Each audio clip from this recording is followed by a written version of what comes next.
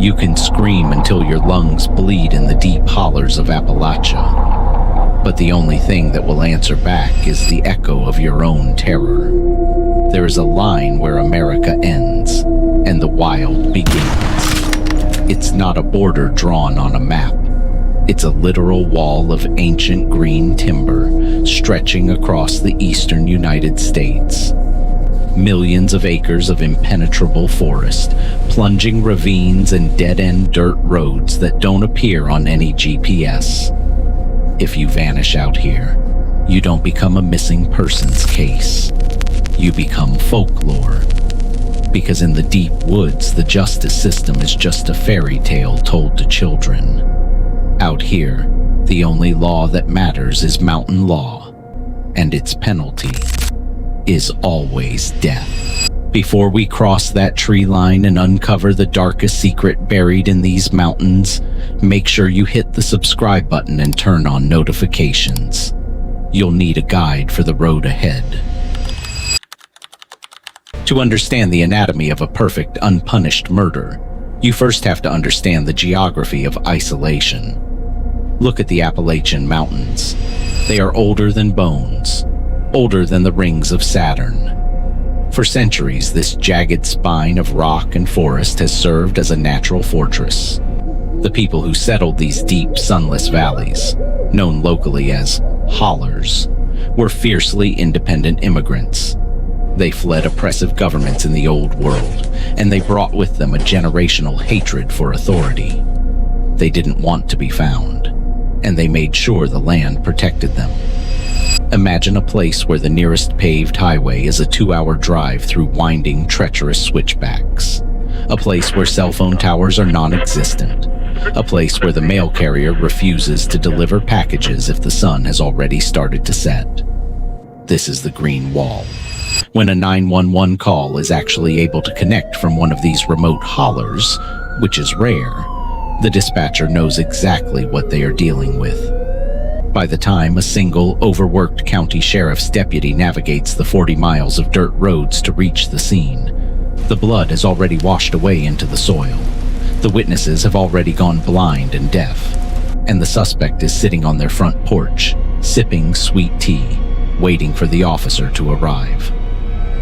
It's exactly what happened on the morning of October 14th. When Deputy Thomas arrived at a rusted iron gate at the end of Blackwood Ridge, he wasn't expecting a shootout. He was expecting to find a missing hiker. Instead, he found something swinging off the branch of a 200-year-old oak tree that would force him to hand in his badge the very next day. The residents of these hollers don't call the police when someone steals their livestock. They don't file a report when someone crosses their property line. They handle it themselves. It is a brutal, self-policing ecosystem. They call it mountain law. Rule number 1, you take care of your own blood. Rule number 2, you never, ever speak to a man wearing a badge. And rule number 3, the most important rule of all, if a stranger comes asking questions, you make sure they forget the questions. Elias Thorne forgot rule number 2. He thought the law of the courtroom was stronger than the law of the hollow. He thought a badge could protect him from the ghosts of the mountain. He was dead wrong. Elias Thorne was not a hero. In the backwoods of McDowell County, heroes usually end up buried in shallow graves before their 25th birthday. Elias was just a mechanic, a quiet man who kept his head down, fixed broken tractors, and spent his weekends hunting in the dense thickets of Blackwood Ridge. But Elias had one fatal flaw. He believed in right and wrong, a concept that the mountain does not recognize. The trouble began with dirt, specifically a 30-acre stretch of timber bordering the properties of two of the oldest, most ruthless families in the holler, the Abernathys and the Clearys.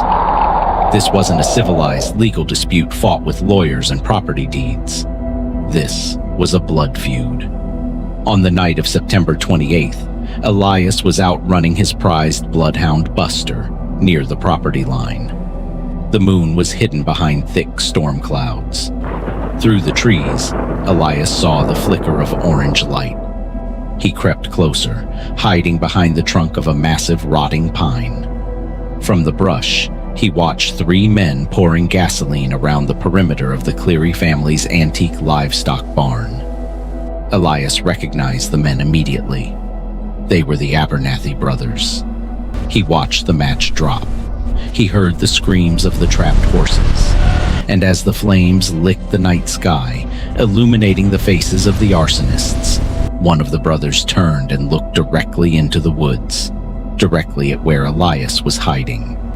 Elias ran, but he made his ultimate mistake the very next morning. Shaken, sleep-deprived, and haunted by the sounds of the dying animals, Elias drove his beat-up Ford down the mountain and walked into the county sheriff's office. He sat across from a young, ambitious deputy named Thomas. He gave a statement. He named names. He signed a piece of paper that, in the eyes of the mountain, was his own death warrant. 3 days later, Elias went turkey hunting. He never came home. When a man goes missing in the Appalachian wilderness, the first 48 hours are crucial. But out here, time moves differently. By the time Deputy Thomas managed to organize a search party, a heavy, freezing rain had washed the mountain clean. They started at Elias's last known location, the base of Blackwood Ridge, the Abernathy family's territory. For 2 days, 20 men and 3 tracking dogs scoured the unforgiving terrain. The dogs would pick up a scent, sprint into the brush, and then suddenly stop, whining, pacing in circles, completely terrified of something the men couldn't see. On the morning of the 3rd day, Deputy Thomas broke away from the main group. He followed a set of deep tire tracks leading down an abandoned logging road that wasn't on any county map. The road ended abruptly at a rusted iron gate. Beyond the gate stood the hanging tree, a 200-year-old oak whose branches stretched out like twisted arthritic fingers. Beneath it sat Elias Thorne's truck. The driver's side door was wide open. The keys were still in the ignition. His rifle was still in the rack. But it was what was swinging from the lowest, thickest branch of the oak tree that made Deputy Thomas drop his flashlight. It wasn't Elias. Hanging by its own leather leash, swaying gently in the frigid morning breeze, was Buster, Elias's prized bloodhound. But the horror didn't stop there. When Thomas, trembling, stepped closer to examine the poor animal, he realized something had been forced into the dog's mouth.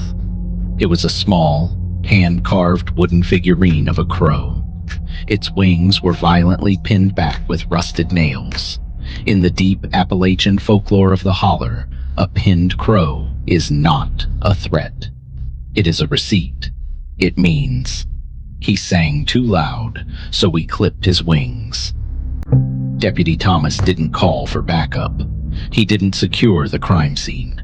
He backed away, got into his cruiser, drove directly to the station, placed his badge on the sheriff's desk, and never spoke of the mountain again. The police had lost their star witness, and the Abernathys had sent their message. But Elias's body was still missing. The case was about to go cold forever. Until 2 weeks later, when a local trapper found a plastic garbage bag washed up on the rocky banks of the Mud River. What was inside that bag didn't just reopen the case. It caught the attention of the FBI, and it proved that Elias Thorne was not the first man the mountain had swallowed. The Mud River snakes its way through the bottom of the Appalachian Basin like a dark vein. It is thick, brown, and deeply unforgiving. Locals say the river never gives back what it takes. But 2 weeks after Deputy Thomas handed in his badge, the river broke its own rule.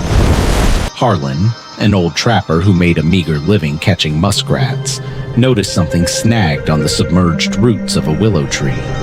It was a heavy, industrial-grade black plastic drum, tightly bound with heavy logging chains. It took Harlan and his son 2 hours to winch it up onto the muddy bank. When they finally cut the chains and pried the lid off, the smell hit them first.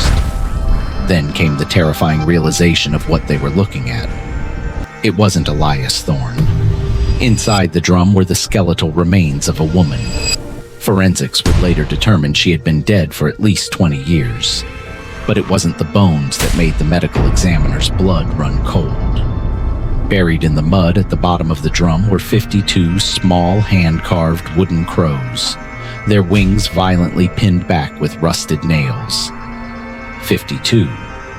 This wasn't a localized feud anymore. This wasn't just a dispute over a burned barn. This was a burial ground, a serial executioner's dumping site that had operated in the shadows of the holler for decades. The local sheriff's department was fundamentally unequipped and entirely too compromised to handle it. The mountain had finally screamed too loud to be ignored. It was time for Washington to step in. When the FBI rolls into a town, they bring the full, crushing weight of the United States government with them. Helicopters in the sky, tactical teams in the woods, mobile command centers set up in the parking lot of the only diner in the county. Special Agent Vance was put in charge. He was a veteran profiler from Quantico, a man who had stared down cartel bosses and serial killers in major cities. He thought he understood criminals. He thought he understood fear. But as the black SUVs drove deeper into the holler, Agent Vance noticed something deeply unsettling. The locals weren't hiding. They were standing on their porches, sitting on the hoods of their rusted cars, leaning against the gas pumps. And every single one of them was just staring. Not with fear, not with curiosity, but with the cold, dead-eyed confidence of apex predators watching strangers walk into a trap. The feds didn't waste time. With federal warrants in hand, 50 heavily armed agents breached the Abernathy family compound at dawn. They expected a firefight. They expected barricades. Instead, they found the patriarch, Old Man Abernathy, sitting calmly in his rocking chair on the front porch, sipping a cup of black coffee. Agent Vance approached the porch, flanked by men holding assault rifles. He presented the warrant. He demanded to know where Elias Thorne was. He demanded to know about the drum in the river. Old Man Abernathy didn't even look at the piece of paper. He took a slow sip of his coffee, looked Vance dead in the eye, and said in a voice as dry as dead leaves, "Son, that badge might mean something on the asphalt, but out here you're just standing on my dirt, and my dirt doesn't answer questions." The FBI tore the compound apart. They brought in ground-penetrating radar. They brought in cadaver dogs. For 3 days, they dug up the earth. They found nothing. No bodies, no weapons, no Elias. Agent Vance was ready to pack up and leave in defeat. The mountain had won again. But on the fourth night, a torrential downpour caused a massive mudslide behind the Abernathy's main barn. The earth split open, revealing a hidden, concrete-lined cellar that hadn't been on any blueprint. When Agent Vance shined his flashlight down into the darkness, he didn't find moonshine. He didn't find guns. He found a blood-soaked jacket with the name Thorne stitched into the collar. And sitting right next to it, a leather-bound ledger. A book of names. And the very first name on that list was the local sheriff. When Agent Vance opened that ledger, he didn't just solve a string of murders. He unraveled an entire county. The Abernathy family wasn't just a group of backwoods vigilantes protecting their property lines. They were a sophisticated, brutal syndicate. For 4 decades, they had controlled the illegal logging and methamphetamine trade throughout the Appalachian basin, and they had bought the very people sworn to stop them. The ledger was a meticulous record of payoffs. $3,000 a month to the county dispatcher to delay 911 response times. $5,000 a month to the medical examiner to classify gunshot wounds as hunting accidents. And sitting at the very top of the payroll, receiving $10,000 a month, was Sheriff Miller. The same man who stood in Elias Thorne's living room and promised his weeping mother that he would do everything in his power to find her son. The raids that followed were historic. Federal agents arrested 22 people in a single morning, including 2 judges, 3 deputies, and the sheriff himself. The news made national headlines. Politicians in Washington gave speeches about uprooting corruption. The justice system patted itself on the back. But as the federal motorcade drove the handcuffed sheriff out of the holler, Agent Vance noticed the same chilling reality he saw on his first day. The locals standing on their porches weren't cheering. They weren't celebrating the fall of a tyrant. They were simply watching in absolute, unbroken silence. The faces of the Abernathy's had been removed, but the culture of the mountain, the deep-rooted distrust of the badge, remained completely untouched. And there was still one question left unanswered. Where was Elias? The ledger contained more than just finances. On the very last page, written in jagged handwriting, was a list of GPS coordinates. The feds cross-referenced the coordinates with geological maps of McDowell County. They pointed to a series of abandoned pre-World War II coal mine shafts deep within the Cleary family property. Shafts that dropped hundreds of feet straight down into the black heart of the earth. It took a specialized extraction team 3 days to rappel into Shaft 44. The air was toxic. The darkness was absolute. And at the bottom, resting in the freezing mud, exactly where the mountain had hidden him, they found Elias Thorne. He was still wearing his hunting jacket. Bringing Elias home didn't feel like a victory. When they finally laid him to rest in the small church cemetery on the edge of town, there were no cameras. There was no media circus. Just a broken family who had waited years to say goodbye to a man whose only crime was telling the truth. Sheriff Miller pleaded guilty to federal racketeering charges and died in a federal penitentiary 3 years later. Old Man Abernathy never saw the inside of a courtroom. He passed away in his sleep the night before his trial was set to begin. The ultimate escape. Today, if you drive through McDowell County, the paved roads are a little smoother. There's a new sheriff in town. The iron gate at the end of Blackwood Ridge has been torn down. But if you turn off the engine of your car, if you step out of the vehicle and look deep into the endless expanse of the ancient pine trees, you can still feel it. The green wall. The laws of men are fragile things, written on paper, enforced by badges that tarnish and rust. But the mountain is eternal. It doesn't forgive. It doesn't forget.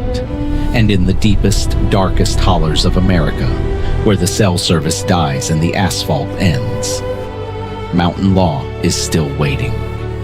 What do you think? Did the FBI truly bring justice to McDowell County?